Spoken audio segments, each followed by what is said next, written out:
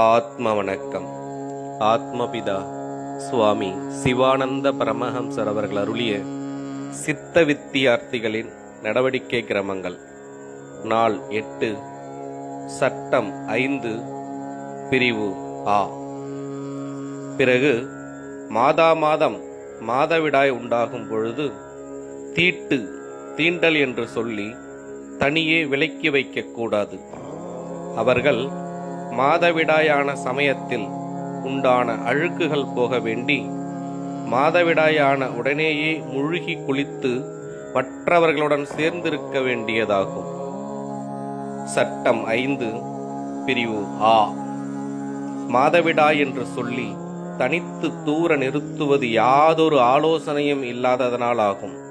ஏனெனில் மாதவிடாய் என்று தெரிந்தது எதனால் என்றால் இரத்தம் வெளியில் வந்ததால். அந்த இரத்தம் எங்கிருந்து வந்தது என்றால் அவர்களுடைய உள்ளிலிருந்து வந்தது. அந்த இரத்தமே அசுத்தமானால் அது உள்ளிருக்கும் பொழுதும் அசுத்தம்தான் அல்லவா?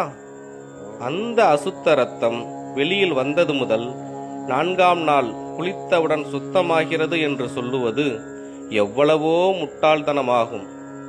அது உள்ளிருக்கும் பொழுது தீட்டு என்று சொல்லி வேறுபடுத்தி வைப்பதில்லை. தவிர வெளியில் வந்த இரத்தத்தின் மீதி உள்ளேயும் இருக்கிறது. அப்பொழுதும் தீட்டு என்று சொல்லுவதில்லை. அதுவுமின்றி மாதவிடாயான 4ஆம் நாள் குளித்து எல்லோருடனும் சேர்ந்திருக்கிறார்கள். ஆனால் 4 நாட்களில் இரத்தம் வருவது நின்று விடுவதில்லை. சிலருக்கு 7-8 நாட்கள் வரையிலும், மற்ற சிலருக்கு 10-15 நாட்கள் வரையிலும் இரத்தம் வந்து கொண்டிருக்கிறது. அப்பொழுது தீட்டு சொல்லி தனித்து நிறுத்துவதில்லை. தவிர தூவாலை, அதாவது வெள்ளையும் அது அதிகமாகிவிட்டால் இரத்த மேகம், அதாவது பெரும்பாடும் ஆகிறது. அப்பொழுது இரத்தம் மட்டுமே போகும். அதுவும் மாதவிடாய் ஆகும் பொழுது இரத்தம் வருகிற வழியாகத்தான் வருகிறது. அப்பொழுது தீட்டு என்று சொல்லி தனித்து நிறுத்துவதில்லை. ஆனால் இவ்வாறு யாதொரு ஆலோசனையும் இல்லாமல் மேற்கூறிய அனாச்சாரம் இந்து மதத்தவர்கள் என்று அபிமானித்து வருபவர்களிடத்தில் மட்டுமே நடந்து வருகிறது. கிறிஸ்துவ மதத்திலோ முகமதிய மதத்திலோ அப்படிப்பட்ட அனாச்சாரங்கள் காணப்படுவதில்லை. அவர்களில் மாதவிடாயான பெண்கள் அதே சமயத்தில் குளித்து யாதொரு தீட்டும் இல்லாமல் மற்றவர்களோடு சேர்ந்திருக்கிறார்கள். அப்படிப்பட்டவர்கள் பலகாரம் செய்து வியாபாரம் செய்கிறார்கள். அவ்வாறுள்ள பலகாரங்களையும் மற்றும் பல சாமான்களையும் நாம் வாங்கவும் கொடுக்கவும் தொடவும் செய்கிறோம். அதுவுமின்றி வெளிநாடுகளில் கிறிஸ்துவர்களும் முகமதியர்களும் தீட்டு இல்லாமல் அவர்கள் எல்லா ஜாதிக்காரர்களுடனும் ஒருவருக்கொருவர் அந்நியோன்யம் யாதொரு அஞ்ஞானமும் இன்றி தொட்டு பழகி வருகிறார்கள்.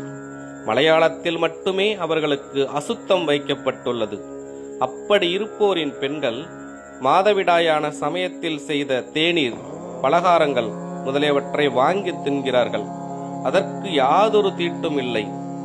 இந்து மதஸ்தவர்கள் என்று அபிமானிக்கின்றவர்களுடைய தாயார், தமக்கை, தங்கை, மனைவி, புத்திரி முதலானவர்கள் மாதவிடாயானால் அவர்களை மற்றவர்களுடன் தொடக்கூடாது என்றும் அவர்களுடைய நிழலும் படக்கூடாது என்றும் தீர்மானித்து அவர்களுக்கு வீட்டினுடைய ஏதாவது ஒரு இடத்தில் ஒரு சாக்கோ, ஒரு கம்பளி துண்டோ, கிழிந்த பாயோ கொடுத்து படுக்க வைக்கிறார்கள்.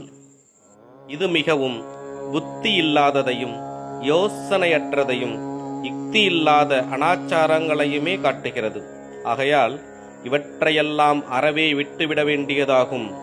இது மட்டுமின்றி மாதவிடாயை தீட்டு என்று கூறுவது தவறாகும். திரிபுரி என்றாகும் சொல்ல வேண்டியது. எப்பொழுது ஒரு பெண் மாதவிடாயாகி இருக்கின்றாளோ அப்பொழுது அவள் திரிபுர சுந்தரி ஆகிறாள். திரிபுரம் என்றால் 3 புறம், அதாவது சத்துவம், ரஜசு, தமசு, இந்த 3 புறத்தையும் எரித்து ஜொலித்து வருகிற சக்தியாகும். அதாகும் இரத்தம். ஆகவேதான் இரத்தத்திற்கு சக்தி என்று சொல்ல காரணம். அது நிமித்தம் இரத்தம் நசிக்கும் தோறும் சக்தி நசித்து போகிறது.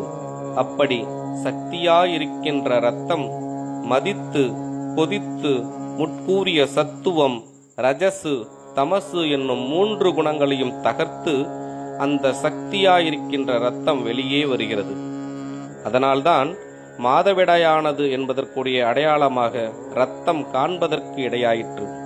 ஆதலால் தீண்டல், அதாவது மாதவிடா என்ற நிலைமை திரிபுர சுந்தரியாகும்.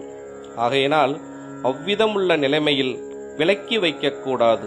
அப்படி உள்ளவர்களை பத்தியங்களோடு கூடி சடத்தை அசைய விடாமல் மிகவும் சந்தோஷமாகவும் சுகமாகவும் வைத்திருக்க வேண்டியதாகும். சட்டம் 6.